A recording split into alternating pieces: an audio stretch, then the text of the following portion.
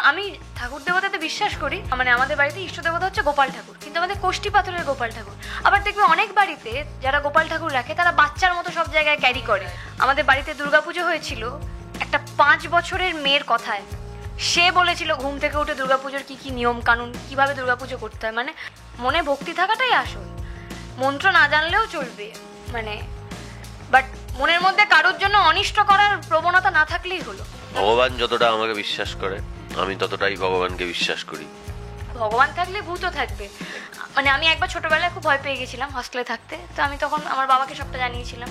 ভয় কিসে করে? ভয় অন্যায়কে করে। ভয় আমি কোনো খারাপ করে আছি, আমি মনে মনে জানি যে ভাই আমি কিন্তু এখানে জানি আমি কেলো করে দিয়েছি, তারপরেও আস্ফালন দিকে ঘুরে বেড়ানোতে ভয় থাকতে পারে।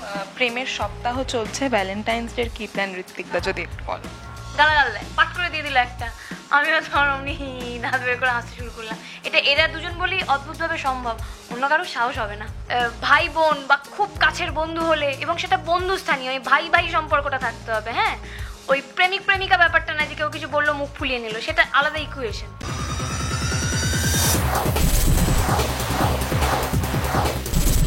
জি বাংলা জনপ্রিয় ধারাবাহিক আনন্দী, এবং এই মুহূর্তে আমরা আমাদের সঙ্গে পেয়ে গেছি আনন্দী এবং আদিকে, অর্থাৎ অন্বেষাদি এবং ঋত্বিকদা রয়েছে সঙ্গে। প্রথমেই বলো, বছরের প্রথমেই অনেকদিন পরেই আর কি দেখা, বছর কেমন কাটছে, কেমন আছো? ট্রোল হতে হতে নিজেকে বাঁচিয়ে নিল।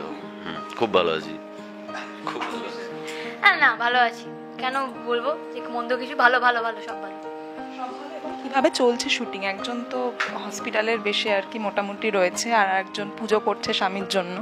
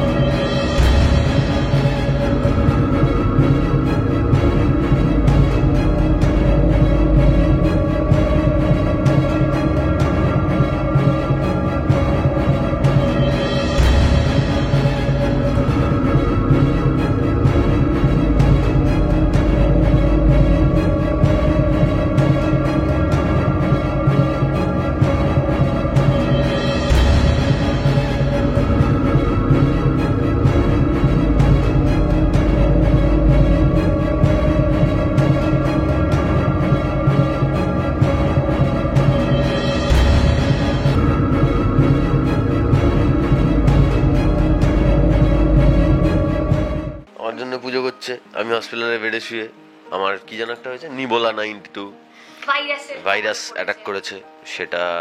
সেটাতে আমি চোখ ফোক হারিয়ে ফেলেছি। সেই জন্য ঠাকুরের কাছে প্রার্থনা করছে। হ্যাঁ, যখন প্রার্থনা করতে গেছি তখনও জানি না যে চোখ হারিয়ে গেছে, গিয়ে জানবো যে ও চোখ চলে গেছে। মানে আছে ভিশনটা আর কি, ওই ব্লার হয়ে গেছে। একদমই তাই। এবং এই যে খুব হ্যাপেনিং একটা ধারাবাহিক, যেখানে একটার পর একটা আমরা চমক দেখতে পাই, তো তোমরা কিভাবে কতটা মজা করে ধারাবাহিকটা করো বা কতটা নিজেরা এনজয় করো, সেটা যদি খুব খুব তো আরে সেটা তো দেখাই যায়, মানে আমরা কতটা এনজয় করি, কতটা ভালোবাসি কাজটা করতে, এটা তো প্রমাণিত। মানে সেটা তো আমাদের করতেই হয়। ভালো না আসলে কি করে প্রত্যেক দিন 14 ঘন্টা একই জায়গায় এসে কাটাতে পারি? সো ওটাই। এবং সবে সবে সরস্বতী পুজো গেল, কেমন কাটলো দুজনের? যদি খুব ভালো। আমরা সরস্বতী পুজোয় ম্যামের নীলাঞ্জনাদির অফিসে গেছিলাম, ওখানে গিয়ে খাওয়া দাওয়া করেছি, মজা করেছি, ছবি তোলা। মানে অনেকদিন পর প্রচুর ছবি তুলেছি আর কি আমরা, তো ভালো। তোমাদের আগের ধারাবাহিকেও তোমাদের দুজনকে খুব ভালোভাবে দর্শকরা অ্যাকসেপ্ট করে নিয়েছিল, তো সেক্ষেত্রে এখনো পর্যন্ত কি সেই লেগ পুলিংটা চলে দুজনের মধ্যে, দুজনকে আর কি খচানোর ব্যাপারটা, সেটা কি চলে? আমরা কেউ কাউকে খচাই না, তখনও খচাতাম না, এখনো খচাই না, খচাখচির জায়গাতে নেই না। না না, খচানোর কিছু নেই। কেন খচাবো কেউ কাউকে? মানে আমরা, আমাদের মধ্যে যথেষ্ট সুসম্পর্ক আছে, কিন্তু আমরা কেউ কাউকে খচাই না। ও না না না না না, আমার জীবনে মানে দুজন আমারই বন্ধু আছে, মানে দুজন ছেলে বন্ধুই আছে যারা আমাকে গালাগাল দিয়ে কথা বলে, একটা ঋত্বিকদা আর একটা কৃষ্ণেন্দুদা। এবং অদ্ভুতভাবে আমার ওদের কাছ থেকে গালাগালটা শুনলে মনেও হয় না যে গাল দিচ্ছে, মনে হয় ভালোবেসেই ডাকছে। মানে গাইড করার বিষয়টা, গাইড করার কথা বলছি না, আমি গাল দেওয়ার কথাই বলছি। গালাগাল দেয়, পাট করে দিয়ে দিল একটা। আমিও তখন অমনি দাঁত বের করে হাসতে শুরু করলাম। এটা এরা দুজন বলেই অদ্ভুতভাবে সম্ভব, অন্য কারোর সাহস হবে না। ত্রুটি করলে তখন সেই বকা দেওয়ার ব্যাপারটাও ভুল ভাল না, মানে কি বলবো, ধরো আমি একটা কথা বলছি তো বুঝতে পারছি, এটা না মানে দাদা আর বোনেদের মধ্যে এই ব্যাপারটা হয়। হ্যাঁ মানে ভাই বোন বা খুব কাছের বন্ধু হলে, এবং সেটা বন্ধুস্থানীয়, ওই ভাই ভাই সম্পর্কটা থাকতে হবে। হ্যাঁ, ওই প্রেমিক প্রেমিকা ব্যাপারটা না যে কেউ কিছু বললো মুখ ফুলিয়ে নিল, সেটা আলাদা ইকুয়েশন। এটা দুটো ভালো বন্ধুর মধ্যেই সম্ভব। তো এটা মানে ধরো কিছু বলে বুঝতে পারছি না, আমি এখন অবশ্যই আমি মানে অন ক্যামেরা গাল দেবো না, পাট করে আমাকে গাল দিয়ে বলে এটা বুঝতে পারছিস না, কিন্তু আমি কিন্তু ওদেরকে গাল দিতে পারি না, ওটা অন্য জায়গা। হ্যাঁ, ওরা কিন্তু কেউ বারণ করেনি, আমি তোমাকে কি বলবো, মানে বোঝা না। বুঝেছো? বুঝেছে, ও বুঝতে পেরেছে, বুঝতে পেরেছে, হ্যাঁ বুঝতে পেরেছে। একদমই তাই। এবং এই যে তোমাকে দুর্গাপুজো করতে দেখা যাচ্ছে, তুমি কতটা ঘরোয়া বা কতটা পুজো আর্চা করতে? দুর্গাপুজো হয়, আমার বাড়িতে দুর্গাপুজো হয়, এবং আমি দুর্গাপুজোর কোনো নিয়মই জানি না। আমি শুধু জানি হ্যাঁ অফকোর্স মা ঠাকুমা সবাই মিলে বাড়িতে যখন পুজো করে, জেঠিমা পিসি সবাই যখন আসে, আমাদের দুর্গাপুজোর একটা লেখা আছে, খাতা, সেখানে সমস্ত নিয়ম কানুন লেখা আছে, কোন দিন কি নৈবেদ্য দিতে হয়, কোন পুজোর কি নিয়ম, সব সব সব আছে। এবং অদ্ভুতভাবে আমাদের বাড়িতে দুর্গাপুজো হয়েছিল একটা 5 বছরের মেয়ের কথায়। সে বলেছিল ঘুম থেকে উঠে দুর্গাপুজোর কি কি নিয়ম কানুন, কিভাবে দুর্গাপুজো করতে হয়। মানে মা দুর্গা আমাদের বাড়িতে স্বপ্নে পাওয়া মা দুর্গা, আমার দাদুর পিসি। হ্যাঁ মানে তিনি বলার পর থেকে বাড়িতে দুর্গাপুজো শুরু হয় আর কি। হ্যাঁ, তো আমার সেটাই অবাক লাগে সত্যি, মানে যদি কেউ স্বপ্নে না পায় তাহলে একটি 5 বছরের বাচ্চার পক্ষে ঘুম থেকে উঠে দুর্গাপুজোর নিয়ম কানুন বলা সম্ভব নয়। যেখানে একটা 29 বছরের মেয়ে এত বছর ধরে বাড়িতে পুজো দেখছে, সে সঠিক করে সব নিয়ম কানুন জানে না। তো আমি ঠাকুর দেবতাতে বিশ্বাস করি। কখনো কোনো কিছু করলে, ধরো বাড়িতে কথার কথা বলছি, যে আমাদের বাড়িতে আমাদের বাড়িতে ইষ্ট দেবতা হচ্ছে গোপাল ঠাকুর, কিন্তু আমাদের কোষ্ঠী পাথরের গোপাল ঠাকুর। আবার দেখবে অনেক বাড়িতে যারা গোপাল ঠাকুর রাখে তারা বাচ্চার মতো সব জায়গায় ক্যারি করে, আমাদের কিন্তু ওটা না, আমাদের কিন্তু মন্দিরে। এবং আমাদের গোপালের বয়স প্রায় 450 বছরেরও পুরনো, যে গোপাল ঠাকুর আমাদের বাড়িতে আছে, এবং তিনি কিন্তু কোষ্ঠী পাথরের। তো এক জন ঠাকুরের পুজোর নিয়ম বিধি সবকিছু এক এক রকমের হয়। তবে আমাকে বাড়ি থেকে কখনোই, মানে আমার বাবাও চায় না, মাও চায় না, বা আমার বাড়িতে পুজো হলেও তারা কেউ চায় না যে ওই প্রচণ্ড গোঁড়া মতে ঢুকে যাই। মনে ভক্তি থাকাটাই আসল, মন্ত্র না জানলেও চলবে, মানে বাট মনের মধ্যে কারোর জন্য অনিষ্ট করার প্রবণতা না থাকলেই হলো। আমার মনে হয় তাতেই অনেক কাজ হয়। ঋত্বিকদা, তুমি কতটা ভগবানে বিশ্বাস করো? ভগবান যতটা আমাকে বিশ্বাস করে আমি ততটাই ভগবানকে বিশ্বাস করি। ভূতে?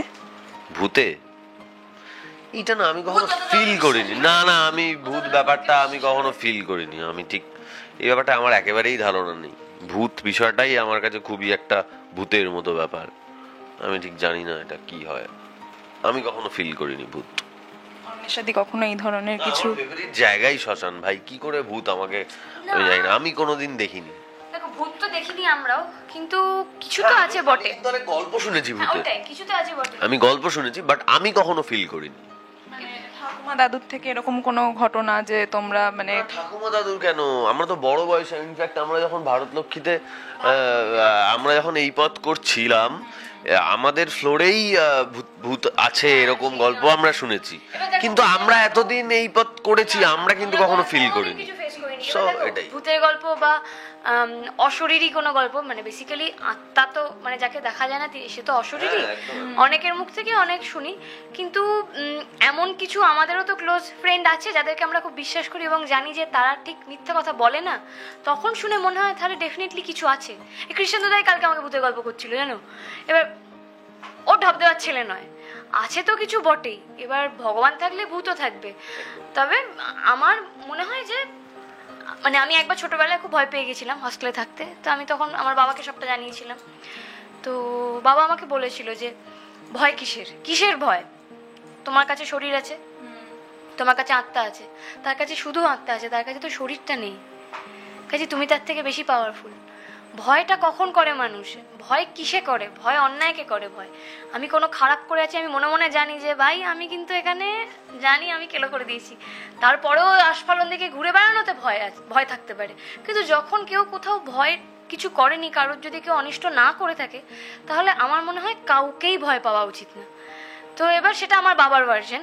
আমার বাবা যতই সাহস দিক, তারপরেও আমার যদি আমাকে কেউ বলে এই যা টাকা বয়ে গেছে, যাও NT1 এর স্টুডিওটা এক চক্কর দিয়ে, না আমি যাব না, আমি যাব না। তো ভয় থেকেই তো যাব না আমি, তো সেরকম ভয় তো পাই। ভয় বলতে মানে মানে মানুষকে ভয় করে, মানে এই সমাজে দাঁড়িয়ে ভয় পাই। ভূতকে কেন ভয় পেতে যাব, মানুষকেই ভয় পাই। সেই এক এখনো রাত্রিরে কেউ একা ফিরলে মা বাবারা কিন্তু বলে না যে সাবধানে ফিরিস, বাইরে ভূতের প্রকোপ আছে। মেয়েরা একা ফিরলে লোকজন জায়গাটা ভালো না, ভুলভাল ইয়ের আড্ডা কেন বলে? সেটা কি ভূতের আড্ডার কথা বলে? মানুষের কথাই তো মেন করে, বা সেটা ছেলেদের ক্ষেত্রেও তাই, সবারই তাই। প্রেমের সপ্তাহ চলছে, ভ্যালেন্টাইন্স ডে কি প্ল্যান ঋত্বিকদা, যদি একটু বলো। ভ্যালেন্টাইন্স ডে আমার এখনো পর্যন্ত কোনো প্ল্যান নেই। শুটিং এর চাপ, করতেই হবে, সোনার সংসারের চাপ, সকালবেলা কি করে আসবে সেটা ভাবতে হবে। 13 তারিখ আমাদের সারাদিন রাত জেগে হবে, নাচ, কালকেও আছে আমাদের, আজকেও ব্যাকআপের পর রিহার্সেল, 14 তারিখ বাদ দিয়ে চলছে। আমি অলরেডি 2টো ক্লাস করে নিয়েছি, আজকে ভাইয়ের প্রথম, আর ওনার সাথে আমিও যাচ্ছি আজ। ঋত্বিকদা কি তোমাকে এই প্রেম সম্পর্কিত কোনো টিপস দেয়? ঋত্বিকদার সাথে ওরকম টিপস বলবো না, কিন্তু যদি আমার কখনো কিছু মনে হয় তো হ্যাঁ, মানে আমরা আলোচনা করি, কেন করব না। কিছু কিছু থটস, কিছু কিছু জিনিস আমরা আলোচনা তো করি, এবং সেটা সম্পূর্ণ আমার আর ঋত্বিকদার ব্যাপার, আমি বলবো না। তাই, এবং এই যে দর্শকরা তোমাদেরকে এত ভালোবাসে, সেই জন্য দর্শকদেরকে কি বলবে, আনন্দী দেখার জন্য কি বলবে? আরো বেশি বেশি করে ভালোবাসুন আমাদের, এর থেকেও বেশি ভালোবাসুন, এর থেকেও বেশি বেশি করে আনন্দী দেখুন, রোজ দেখুন। হ্যাঁ হ্যাঁ হ্যাঁ, দেখুন আনন্দী সোম থেকে রবি প্রতিদিন সন্ধ্যে 4:30টায়, শুধুমাত্র জি বাংলায়। হ্যাঁ।